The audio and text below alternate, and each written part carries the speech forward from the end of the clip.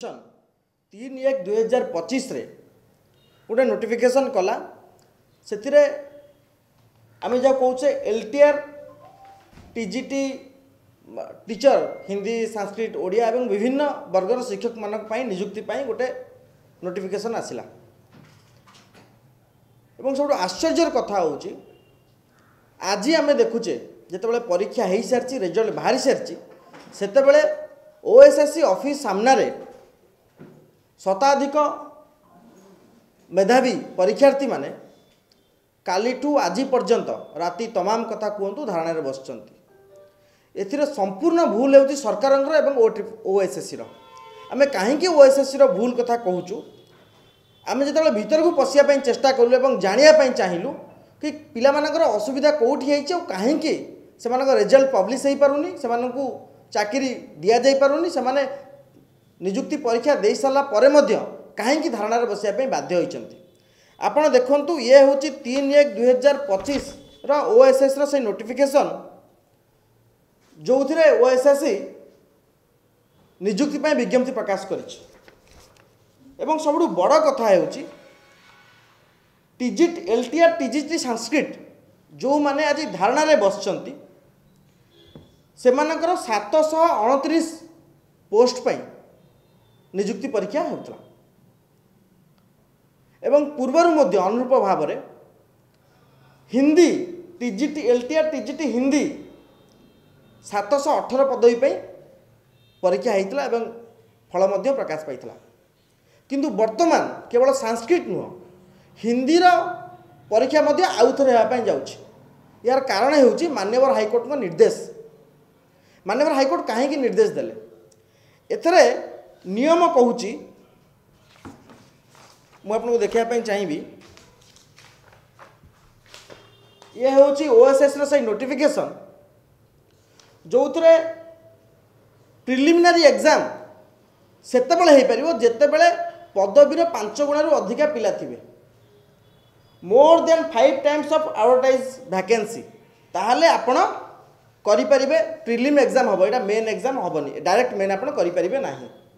Sanskrit teacher रे 729 पदवी ये हूँ ओएसएससी सेक्रेटरी सत्यपाठ संस्कृत रे आप देखु 4669 जन पिला अप्लाई करते तामाने मोर देन 7 टाइम्स एटी अटकी घटना एवं जेहेतु मामला हाईकोर्ट रे अच्छी यार शुणाणी होनी एपर्यंत से ओएसएससी चाहिए रिजल्ट प्रकाश करें एवं भूल ओएसएससी कहीं कौटी अच्छी जितेबाला ओएसएससी देखला कि संस्कृत रे जो 729 पदवी विज्ञप्ति प्रकाश होती से आप्लिकांट अच्छा 4969 जोटा नोटिफिकेशन अनुसार प्रिलिम हो मेन है पर जाकि आप फल प्रकाश करवा कथा प्रथम प्रिलिम एग्जाम हम तार फल प्रकाश पाइब मेन एग्जाम हम तापर फल प्रकाश पाइले आप चाकरी करेंगे किंतु एठी प्रिलिम एग्जाम है ना डायरेक्ट मेन एग्जाम होता यहाँ हूँ आपणकर सुप्रीम कोर्ट कहते कि जदि आपणकर परीक्षा प्रोसेस भितर मूल एडवर्टाइजमेंट जोड़ा थी तार भायोलेसन हो पार ना मूल एडवर्टाइजमेंट अनुसार परीक्षार प्रक्रिया चलो किंतु एठी संपूर्ण रूप से तार व्यतिक्रम देखापी मिली केवल से नुहे जो संस्कृत परीक्षा होता ये हूँ 20 मार्कर पेडागोजी और इवाल्युएशन क्वेश्चन ये एमती ये बुकलेट रे कौन सी स्टाम्प ना ओएसएससी सीरियल नंबर ना